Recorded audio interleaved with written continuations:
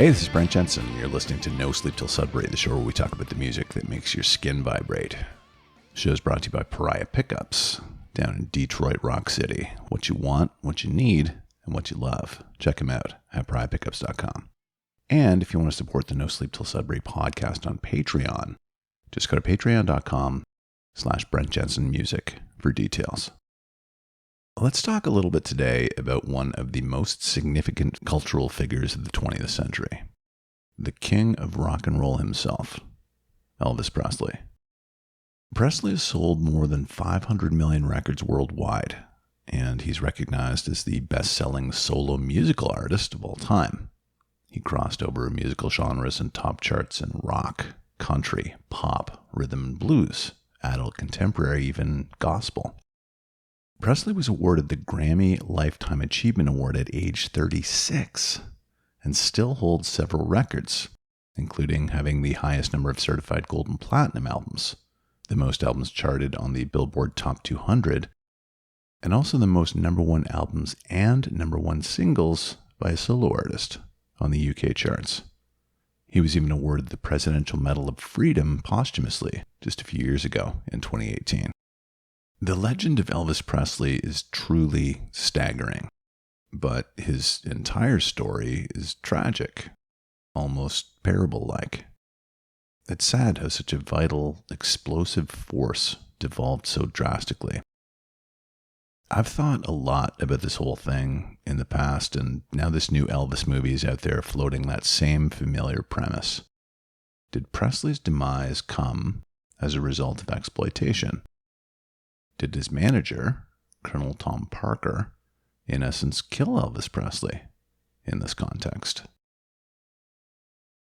Elvis Presley was born on January 8, 1935, in Tupelo, Mississippi, to Vernon and Gladys Love Presley, in a two-room home built by Vernon. Some people don't know this, but baby Elvis had an identical twin brother, Jesse Garin Presley, who was delivered 35 minutes before him, unfortunately stillborn. Vernon Presley had difficulty staying employed, and the Presley family often relied on government assistance and financial help from neighbors. The home Vernon built was lost when Elvis was just 3, after Vernon had tampered with a check written by his sometimes employer. He was convicted and spent 9 months in jail, and Gladys and Elvis had to live with relatives. Elvis was encouraged to enter a singing contest when he was 9 years old, after impressing his teacher by singing a country song to her before class had started. The Mississippi-Alabama Fair and Dairy Show contest would be Presley's first public performance. He stood on a chair so he could reach the microphone, singing Old Shep, and coming in 5th in the contest. A few months later, Presley got his first guitar as a birthday gift. And he would later say that he was disappointed by this because he wanted a bicycle or a rifle instead. 2 of his uncles taught him the rudimentary guitar chords, but Presley was very shy about playing it in front of people, playing and singing mostly in private. In 1946, Presley was in grade 6, but mostly kept to himself. He started with a new school and didn't have a lot of friends. The following year, he started bringing his guitar to school every day, playing at lunchtime. But he got teased for it. Kids called him a hillbilly. This didn't deter Presley in the least. He remained wild about music and focused on little else. As a teen, Presley was very shy, and he was bullied a lot for being a mama's boy. He did compete in a talent show in 1953, however, singing a recent radio hit and gaining some popularity among his classmates as a result, particularly the female ones. Presley played by ear, couldn't read music, and never did receive any type of formal musical training. In the summer of 1953, Presley walked into the offices of Sun Records in Memphis. When he was asked by reception what kind of a singer he was, Presley responded, "I sing all kinds." When he was pressed to comment on who he thought he sounded like, Presley responded, "I don't sound like nobody." After he had recorded and left the studio, Sun Records boss Sam Phillips asked the receptionist to make note of this young man's name. Her note read, "Good ballad singer, Hold. Presley earned money as a truck driver during this period, and after a lot of time spent failing auditions and being told to stick to truck driving because he would never make it as a singer, Presley was invited back to Sun Records by Sam Phillips to sing with local musicians Scotty Moore and Bill Black in the hopes of recording a potential hit. The session turned out to be flat, and the three gave up and began to pack up their stuff. It was at that point that Presley picked up his guitar and started to goof off, jumping around the room, singing Arthur Crudup's 1946 hit, That's All Right. He was then joined by Moore, then Black. Sam Phillips was watching from the control room and saw something in their performance. He told the band to stop and start over, play the song with the same spontaneity, and he recorded them. 3 days later, radio station listeners heard the track and began calling in to ask who the singer was. Elvis Presley would now be on his way. However, there were still some obstacles to overcome. Presley's delivery wasn't like anything that had ever been heard before. It was like a fusion of R&B and country. Some people considered it to be a curious blending of musics that made it difficult for radio stations to include in their airplay programs. There hadn't previously been a reference point culturally against which to compare it. Some DJs wouldn't play him because they said he sounded too black, and black music stations passed on him because he sounded like a hillbilly to them. This musical blend, incidentally, came to be known as rockabilly. Now, I'm not going to get into who technically invented the musical genre of rock and roll here, because there are way too many intricacies and considerations to touch on, and frankly, that's a whole other podcast, really. Another unusual obstacle for Presley proved to be his gyrating, leg-quaking dance moves, said to be an initial result of his stage fright. They caused girls in the audience to scream. Given the times, this caused great concern with respect to moral corruption of the young generation. And where the boys were concerned, even before Presley recorded his first album, he often was surrounded by police detail during shows as he gained popularity because teenage boys would form small gangs to try to assault him. Later in 1954, Presley would be sought after by the record companies, eventually signing a deal with RCA Victor. A little earlier, Presley had come into contact with someone named Colonel Tom Parker, who was presented to him as one of the greatest promoters in America at the time. Right after Presley's debut record was made, called simply Elvis Presley, and containing instant mega hit Heartbreak Hotel, Parker pushed to become Presley's manager. Now, Colonel Tom Parker was not a colonel, nor was his name even Tom or Parker. His name was, in fact, Andreas Cornelis Van Cook, and he claimed to be from West Virginia, when in fact, he actually had come from the Netherlands to America, effectively reinventing himself as an entirely new person. There's also a theory, though for the record unsubstantiated, involving Parker's history. Back in the Netherlands decades previous, in 1929, a woman named Anna van den Enden had been murdered with a blunt object, May 17 of 1929. Van den Enden was only 23, standing in her kitchen in the Dutch city of Breda when she was struck on the head with remarkable force, according to the police report. To this day, the case has never been solved. But the leading suspect was none other than a 19-year-old dock worker named Andreas Van Cook. The evidence linking him to the murder is circumstantial, but it's kind of compelling. People say Andreas Van Cook knew Anna van den Enden, and they went to the same church. He matched descriptions of a man seen leaving her home around the time of the murder. Authorities suspect that the murder may well have been interrupted during a burglary, and Van Cook was reportedly routinely short on money. The killer had sprinkled pepper around Anna's body after he killed her, likely to prevent police dogs from picking up a scent. Van Cook had trained circus dogs and would have been very familiar with this tactic. Immediately after the murder, he had left town and set out for America, presumably stowing away in a Dutch fishing boat that docked in Mobile, Alabama, resuming his life as a carny in the U.S., working as an elephant handler at a carnival based in West Virginia. Parker had apparently been to the U.S. before.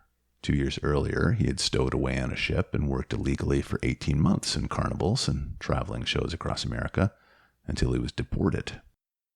Now, this time, he would be here to stay.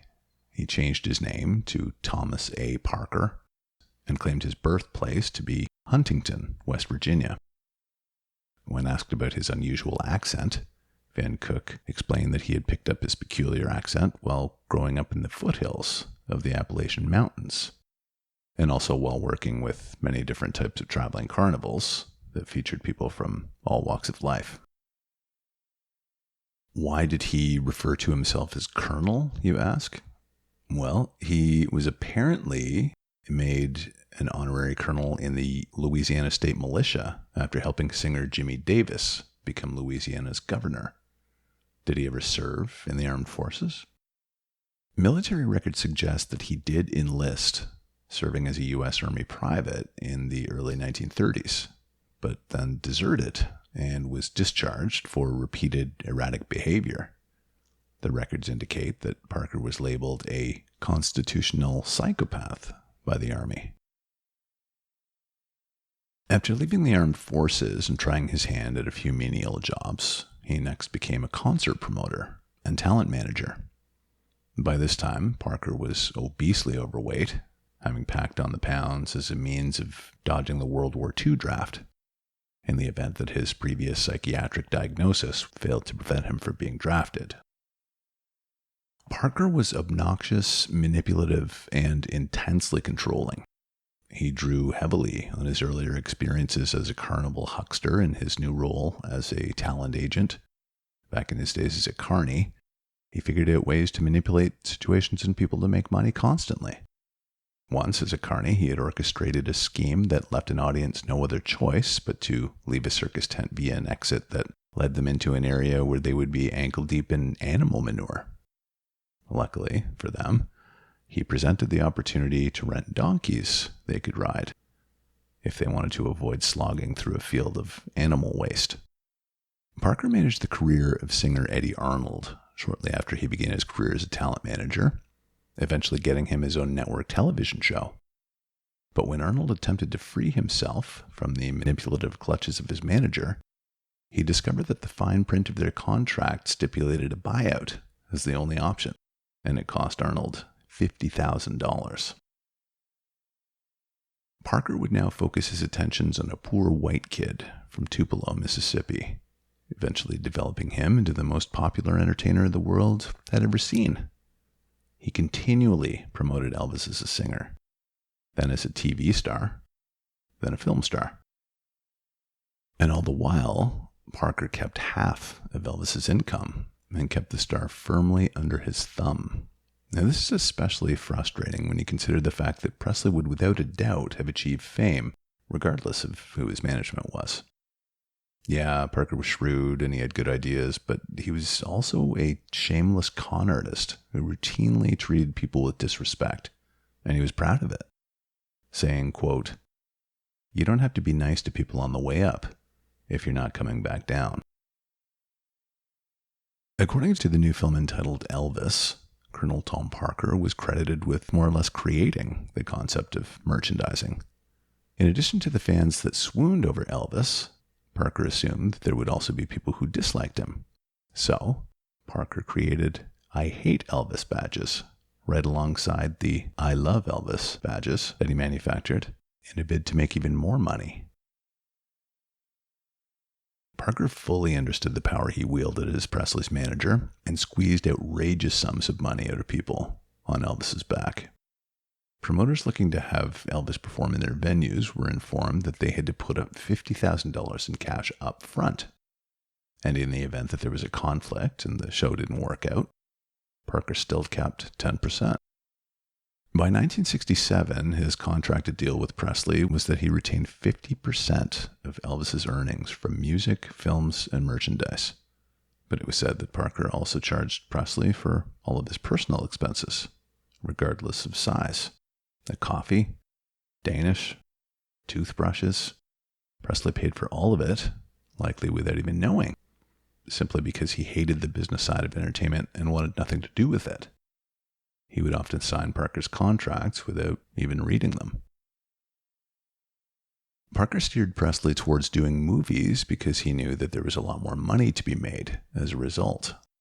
He commanded a $1 million per movie fee back then, an outrageous sum of money to ask for. But he got it. Between 1956 and 1972, Presley starred in more than 30 movies, sometimes churning out 3 pictures a year. At one point, Presley said to his then-wife Priscilla, "I'm so tired of playing Elvis Presley." But Elvis Presley was Colonel Tom Parker's golden goose, and he would run him into the ground. Presley's reputation began to suffer for that endless raft of B-movies with accompanying soundtracks that were issued only so that Parker could honor his contract with RCA. Fans began to refer to Elvis as a has-been and a joke. Then, Parker put Presley back on the road following the success of his 1968 television special, and Presley was invigorated to perform live again. Offers came in from all over the world. London offered Parker $28,000 for a week of shows at the Palladium. Parker, full of his usual bluster, responded, "Well, that's enough for me, but what can you get for Elvis?" Presley told reporters he wanted to play shows in Europe and see parts of the world he'd never seen, but Parker backpedaled, reluctant to book Presley internationally, despite the massive amounts of money that they were being offered to do so. He told Presley that venues in Europe and Australia weren't suitable for a star of his caliber, and that foreign security was very poor, and it would be dangerous for him to tour internationally.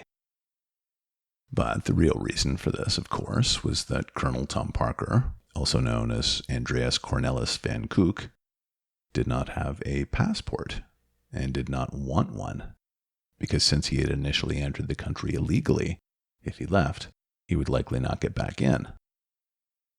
He also didn't want to be anywhere near the Netherlands. Something happened years ago in 1960 that would shake Parker up considerably. After decades of successfully hiding his true identity, he received a letter from a member of his family back in the Netherlands. One of Parker's sisters was getting her hair done, flipping through a magazine that featured a picture of Elvis in his army uniform, waving to some of his fans. But it was the figure standing behind Presley that caught her attention. He was captioned as Colonel Tom Parker, but she recognized him as her brother, Andreas. Her son, Parker's nephew, wrote the letter to Parker after she told him about it. Parker was said to have admitted his identity at that point, but was thought to have paid members of his family off in exchange for their silence. In Louis the World tour Presley wanted, Parker attempted to placate Presley with a Las Vegas residency for him instead, which he eventually accepted. The reason for this, allegedly, was that Parker had a terrible gambling habit, and by 1977 had amassed a colossal debt, estimated to be upwards of $30 million, owed to Hilton hotels. By turning Presley into a Vegas lounge act through residency at the newly opened International Hotel, otherwise known as the Las Vegas Hilton, the hotel discreetly promised to cancel Parker's enormous gambling debts. Presley would end up playing more than 600 shows at the Hilton as a result. Imprisoned in Las Vegas and trotted out on the road at Parker's whim, Presley developed a dependency on prescription drugs and painkillers to keep up with his performance schedule. Naturally, his health began to deteriorate, both physically and mentally. Regardless, Parker would push him to perform, even though towards the end he was barely conscious backstage before some shows, and would have to have his head dunked in ice water to wake him up. A few years before, the Colonel betrayed his star by selling Presley's entire album catalog to RCA for just over $5 million. Grossly undervalued when you think about the significance of these recordings and their place in the history of music. Presley would receive less than half of that amount. 5 years after Presley's death, the Elvis Presley estate took Colonel Tom Parker to court, accusing him of management fraudulence, and sought significant damages. In response, he made perhaps his most brazen move to date, even by his standards. He declared that he could not be sued under U.S. federal law because he was not a citizen of the United States. The case was eventually settled out of court, and all of Presley's audio and video recordings were relinquished to the Elvis Presley estate in exchange for $2 million. Colonel Tom Parker died in 1997, barely worth $1 million and widely recognized as the man who made Elvis Presley, but also the one who killed him.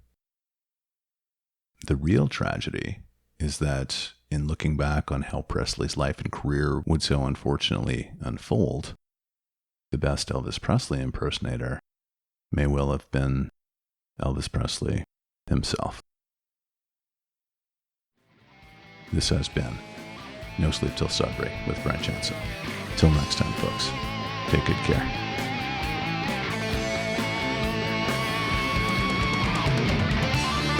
Brent Jensen is the best-selling author of No Sleep Till Sudbury, Leftover People, and All My Favorite People Are Broken. All titles available in stores and on Amazon worldwide.